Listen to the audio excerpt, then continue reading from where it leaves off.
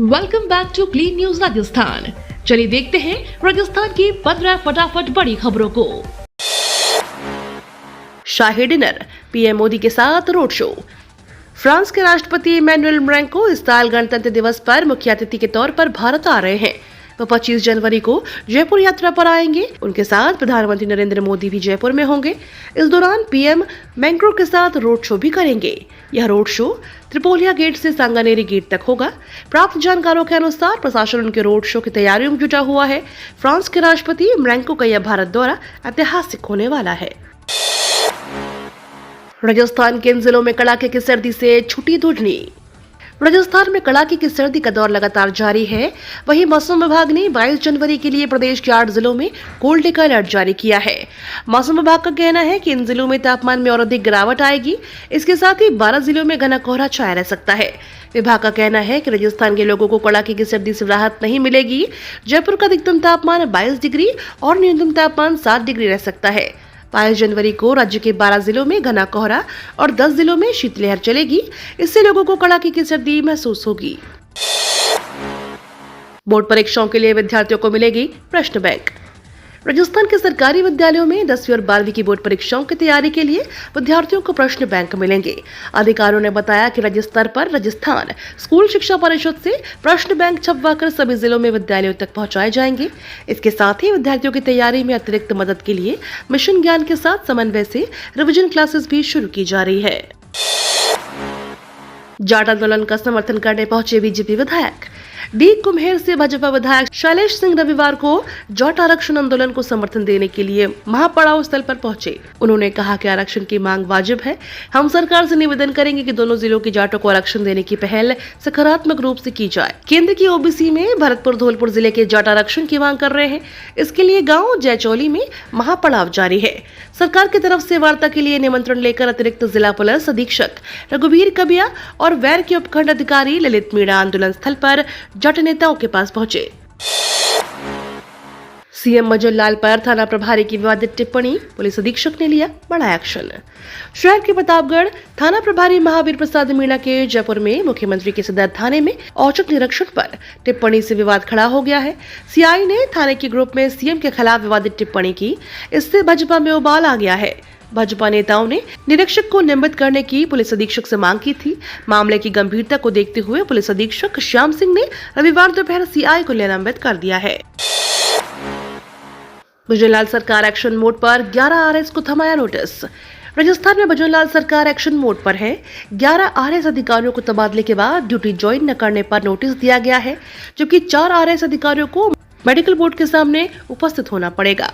विभिन्न कारणों से तबादले के बावजूद इन अधिकारियों ने नहीं किया नए पद पर ज्वाइन। शिवचरण मीणा, राकेश कुमार गुप्ता, राकेश कुमार मीणा, गौरी शंकर बीड़ा को मेडिकल बोर्ड के सामने होना पड़ेगा उपस्थित, जबकि सुरेंद्र सिंह यादव, हनुमान सिंह राठौर, सुमन सोनम, प्रभजोत गिल, हेमराज गुर्जर, राकेश कुमार द्वितीय, जगदीश सिंह, ब्रजेश गुप्ता, भावना सिंह, पुनीत कुमार गैलेरा और श्रीकांत व्यास को 24 घंटों में ज्वाइन करने के निर्देश दिए गए हैं। कार्मिक विभाग ने नोटिस जारी किया है। बीजेपी की मुश्किलें बढ़ा सकता है राजस्थान कांग्रेस का नया फॉर्मूला। राजस्थान में सत्ता गंवाने के बाद कांग्रेस के लिए लोकसभा चुनाव 2024 में बीजेपी से बहुत ज्यादा पीछे दिखाई नहीं दे रही है। विधानसभा चुनाव में कांग्रेस ने बीजेपी की कब्जे वाली 11 सीटों पर बढ़त हासिल की है। माना जा रहा है कि इस बार कांग्रेस बीजेपी का राजस्थान में क्लीन स्वीप नहीं करने देगी। पिछले 2 लोकसभा चुनाव में बीजेपी और उसके सहयोगी दल ने 25 में से 25 सीटें जीती थी, लेकिन इस बार हालात बदले हुए दिखाई दे रहे हैं। राजस्थान विधानसभा चुनाव 2023 के नतीजों में दोनों पार्टियों के लिए कई संदेश छिपे हैं। विशेषकर बीजेपी को इस बार कड़ी चुनौती का सामना करना पड़ सकता है।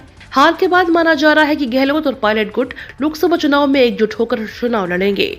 इस बार कांग्रेस ने साफ संकेत दिए हैं कि पुरानी नेताओं को टिकट नहीं दिया जाएगा, युवा और नए चेहरों को टिकट दिया जाएगा।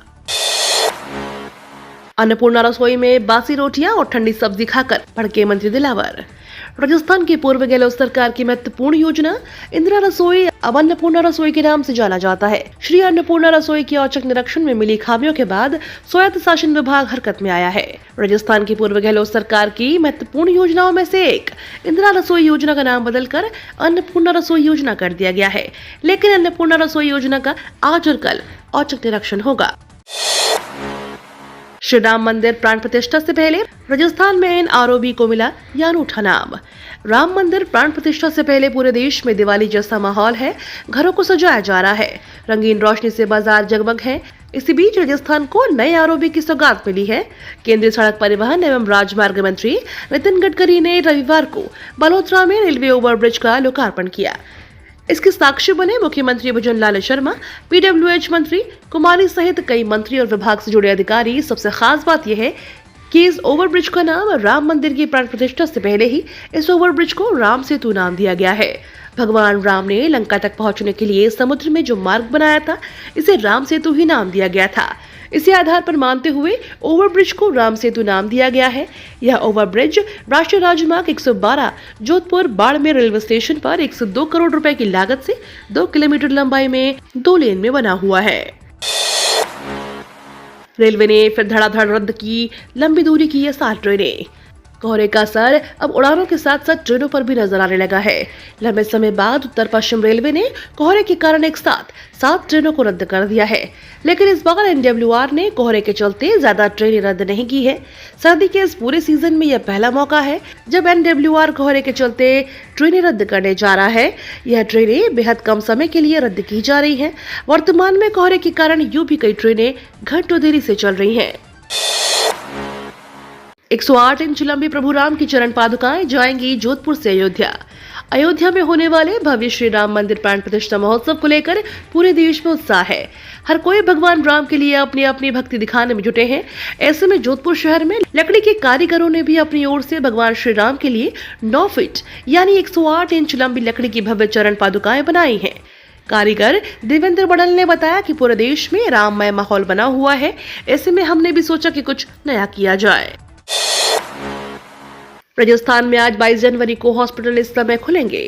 राजस्थान में आज 22 जनवरी को अयोध्या में रामलला की प्राण प्रतिष्ठा हेतु सभी चिकित्सालयों और औषधालयों को खोलने का समय परिवर्तन किया गया है।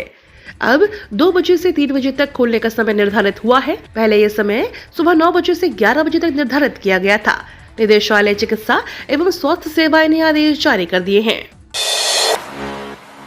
भारत जोड़ो न्याय यात्रा में बवाल, लगे मोदी के नारे।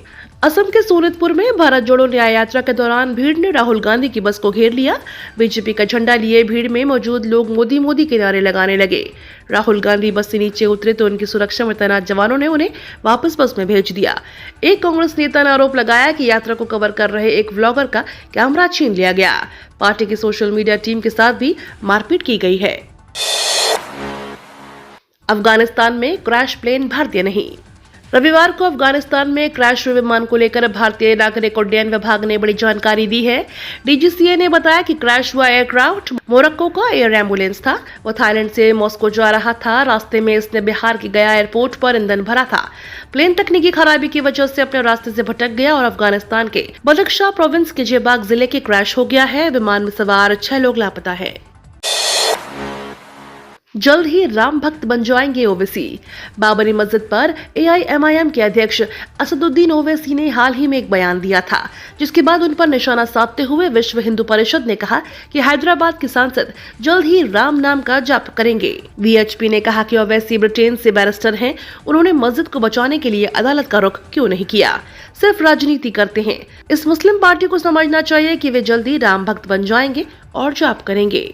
ये तो थी राजस्थान की बड़ी खबरें। रोजाना सबसे पहले अपडेट पाने के लिए क्लीन न्यूज राजस्थान को अभी सब्सक्राइब करें।